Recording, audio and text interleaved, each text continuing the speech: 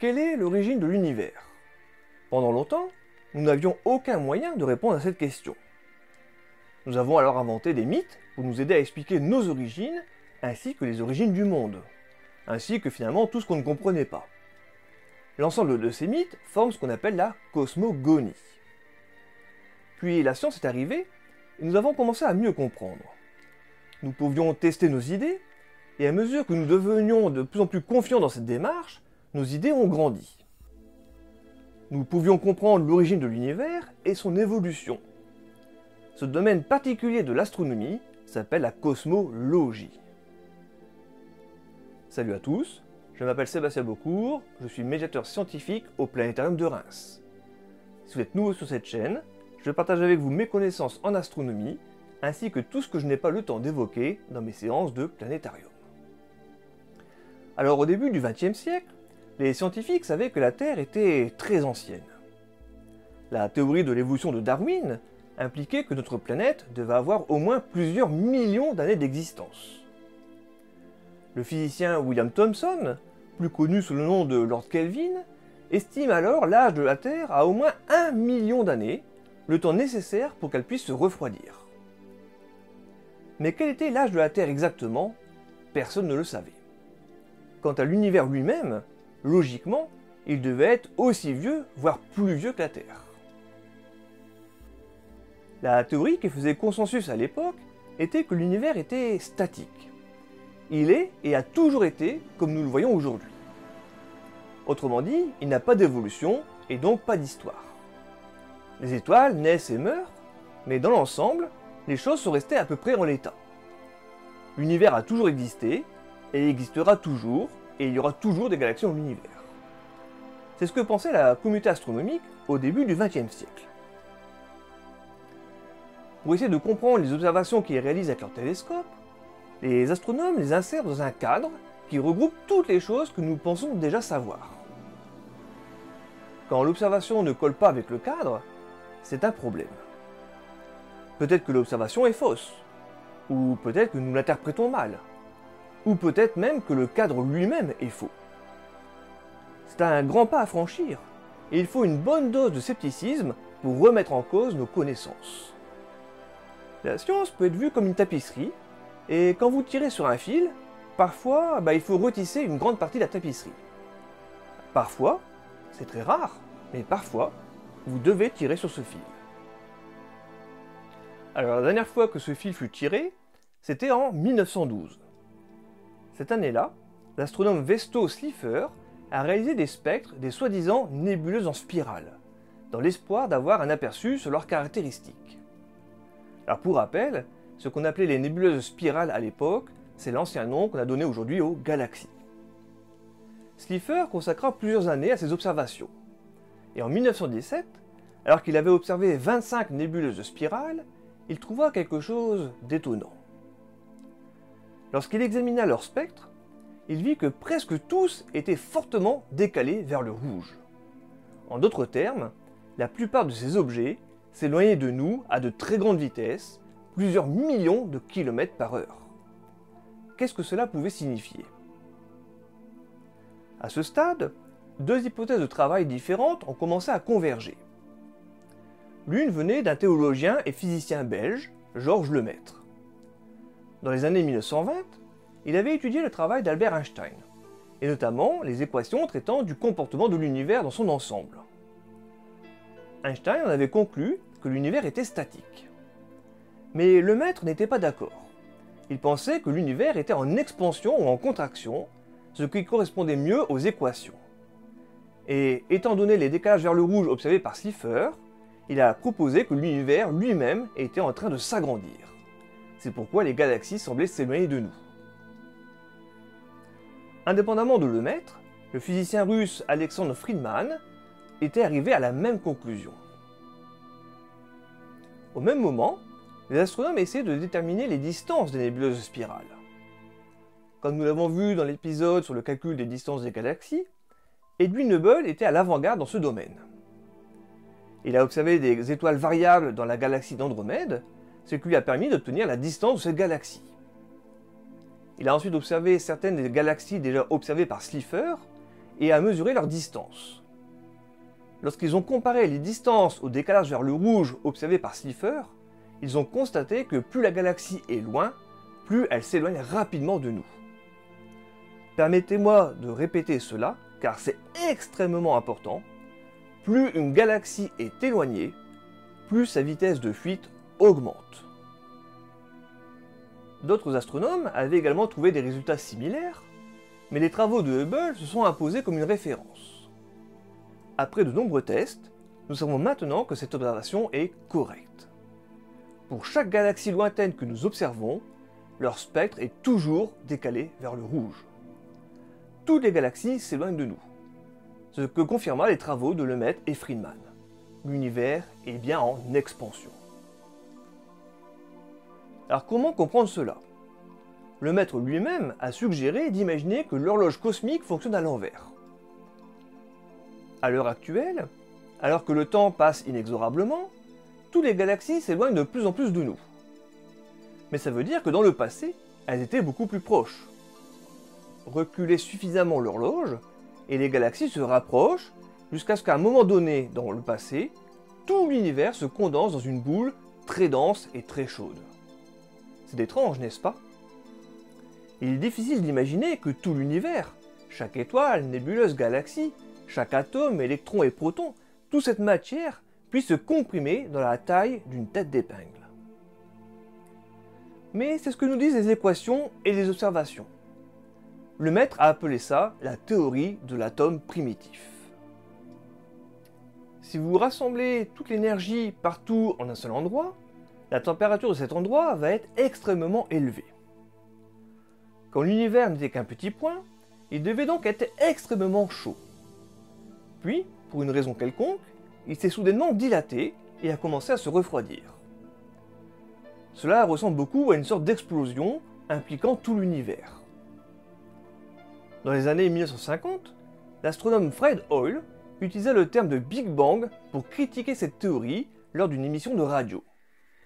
En effet, Hoyle était partisan d'un univers stationnaire. À son grand regret, et à celui de nombreux autres astronomes, le nom est resté. Alors on l'aura compris, les astronomes ont eu du mal à accepter que l'univers ait une histoire, et surtout qu'il ait pu tenir tout entier dans une tête d'épingle. Après tout, cette idée allait à l'encontre de tout ce qu'ils pensaient à l'époque. Et encore aujourd'hui, cette idée est difficile à concevoir pour le commun des mortels. En science cependant, une hypothèse doit faire des prédictions vérifiables avant de pouvoir être prise au sérieux. Quelles prédictions le modèle de Big Bang pouvait-il faire que nous pouvons observer aujourd'hui? Vous le savez, la vitesse de la lumière est rapide. 300 000 km par seconde. La lumière est rapide, mais pas si rapide que ça. Le Soleil est à 150 millions de kilomètres de la Terre, et il faut 8 minutes à sa lumière pour nous atteindre. Dans un sens, on peut dire que l'on voit le Soleil tel qu'il était il y a 8 minutes. L'étoile la plus proche du système solaire est Alpha du Centaure. Sa distance est de 4 années-lumière. Nous la voyons donc telle qu'elle était il y a 4 ans.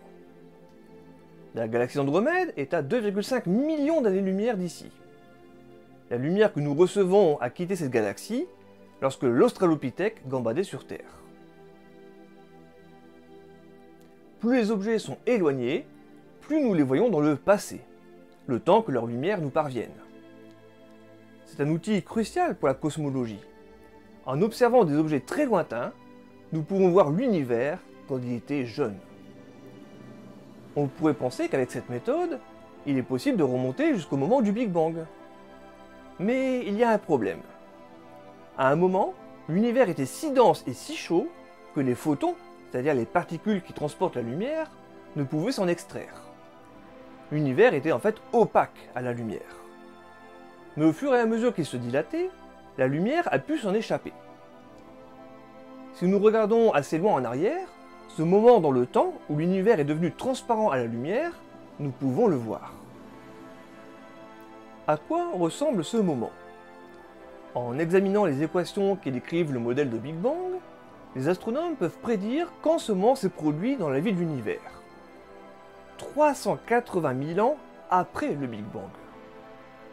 À partir de là, il est possible de calculer le décalage vers le rouge de ce moment précis. N'oubliez pas que le décalage vers le rouge traduit l'étirement de la longueur d'onde de la lumière. La lumière émise par l'univers âgé de 380 000 ans se propage comme la lumière d'une étoile dans la partie visible du spectre électromagnétique. Mais la lumière qui nous atteint, des milliards d'années plus tard, s'est considérablement étirée et se retrouve à notre époque décalée dans les longueurs d'onde des micro-ondes. En 1965, deux radioastronomes, Arno Penzias et Robert Wilson, ont annoncé avoir trouvé un signal avec leur radiotélescope. Une sorte de bruit de fond venant de partout de l'ensemble de la voûte céleste. Ils ont tout essayé pour se débarrasser de ce bruit de fond, mais rien à faire, le bruit persiste. En fait, ils venaient de détecter la lumière de l'univers jeune, décalée dans le domaine des micro-ondes. Les astronomes appellent ça le rayonnement fossile, ou le fond diffus cosmologique, ou le CMB en anglais. Pour cette découverte, Penzias et Wilson ont reçu le prix Nobel de physique en 1978. Dans les années 1990, les observations par satellite ont permis d'affiner les mesures du rayonnement fossile. Voici l'image réalisée par le satellite Kobe en 1992, puis celle du satellite WMAP en 2004, et enfin, l'image la plus précise fut obtenue en 2014 par le satellite Planck. Ce rayonnement fossile a été prédit avec succès par le modèle de Big Bang, et maintenant nous pouvons l'étudier dans les moindres détails. Sa découverte a été un grand pas pour la cosmologie. Mais le décalage vers le rouge des galaxies lointaines et le fond diffus cosmologique ne sont pas les seules confirmations que nous ayons que le modèle est exact. Le modèle fait également des prédictions sur les éléments que nous voyons dans l'univers.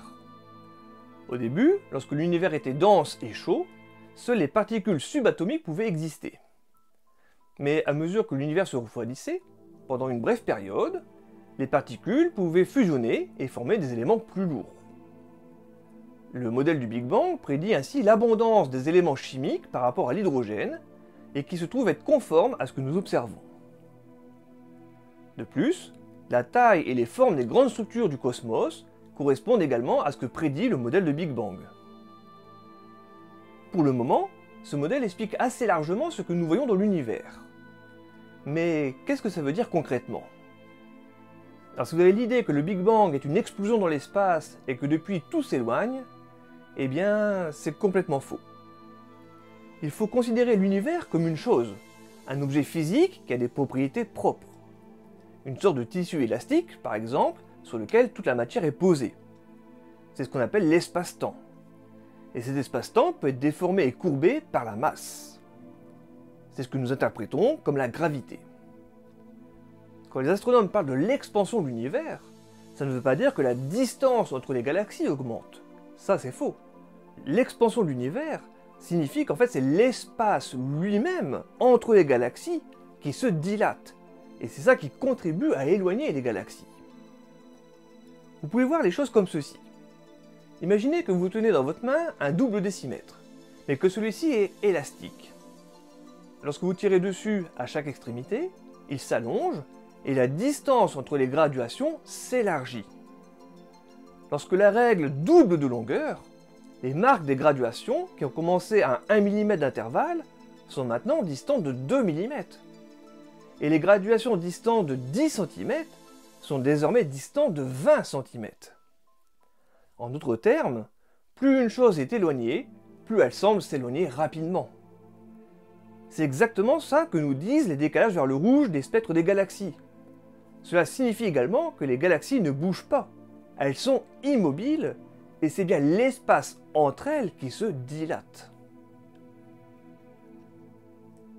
Plus étrange encore, peu importe où vous vous trouvez dans l'univers, vous aurez toujours l'impression que toutes les galaxies s'éloignent de vous. Reprenons l'image de la règle. Peu importe où vous vous situez dessus, elle s'étire dans les deux directions. Eh bien c'est exactement ce que montrent les équations d'Einstein et Lemaître. L'espace est en expansion, ou plutôt on devrait dire en dilatation. Mais dans toutes les directions. Cela signifie donc que le Big Bang n'est pas une explosion dans un espace préexistant. Accrochez-vous, il s'agit bien d'un Cela veut dire que l'expansion initiale est l'espace lui-même. Alors très souvent, on me demande dans quoi l'univers s'agrandit. En effet, nous, les petits humains, on aime bien avoir un contenu dans un contenant. Sauf que pour l'univers, ça ne fonctionne pas. L'univers ne s'étend pas dans quelque chose, car il est tout simplement tout ce qui existe. Il n'y a rien en dehors de l'univers pour qu'il puisse s'étendre. L'univers s'étend de lui-même dans lui-même. Cela signifie également que l'univers n'a pas de centre, pas de point d'origine. Il n'y a aucun endroit de l'univers qui est plus spécial qu'un autre. Alors je conçois que cela peut être difficile à saisir, et j'admets que certains d'entre vous peuvent avoir des difficultés avec ces concepts. Mais les calculs le confirment, ainsi que l'essentiel de toutes les observations que nous faisons de l'univers. Par ailleurs, il est également faux de dire que le Big Bang est une explosion. Les équations le décrivent comme une singularité, exactement comme ce qu'on trouve au centre d'un trou noir. Mais en fait, cette singularité n'existe pas. Elle veut tout simplement dire que nos équations mathématiques sont mises en échec et qu'elles ne peuvent pas prédire ce qui se passe quand la matière devient extrêmement dense et chaude, et que la température tend vers l'infini. Cela revient à dire que nous ne possédons pas encore en fait les mathématiques capables de décrire ces environnements extrêmes. Mais malgré toute cette étrangeté, ne perdez pas de vue la situation dans son ensemble. L'univers a une histoire, et on en a la preuve. En mesurant à quelle vitesse il évolue, nous pouvons utiliser les mathématiques pour déterminer un âge à l'univers. Actuellement, on estime que l'univers est âgé de 13,7 milliards d'années. C'est un nombre incroyable. C'est très ancien. 3 fois plus vieux que la Terre elle-même. Pas mal pour des singes doués de parole, n'est-ce pas? Alors, que faut-il retenir de cette vidéo? Eh bien, nous avons vu que les galaxies lointaines présentent un décalage vers le rouge dans leur spectre, ce qui signifie qu'elles s'éloignent de nous. L'univers s'agrandit, ce qui signifie qu'autrefois, il était plus petit, plus chaud et plus dense, puis au fur et à mesure, sa taille a augmenté et il s'est refroidi. Ce modèle de l'évolution de l'univers est appelé le modèle de Big Bang. Il est confirmé entre autres par la détection du rayonnement fossile. En utilisant ces informations, il est même possible d'estimer un âge à l'univers qui est de l'ordre de 14 milliards d'années. Voilà donc ce qu'on pouvait dire sur le modèle de Big Bang aujourd'hui. Merci à vous d'avoir suivi cette vidéo. Si vous avez des questions, n'hésitez pas à les poser dans les commentaires. Et je vous donne rendez-vous la semaine prochaine, même endroit, même heure, pour une nouvelle vidéo d'astronomie. Salut!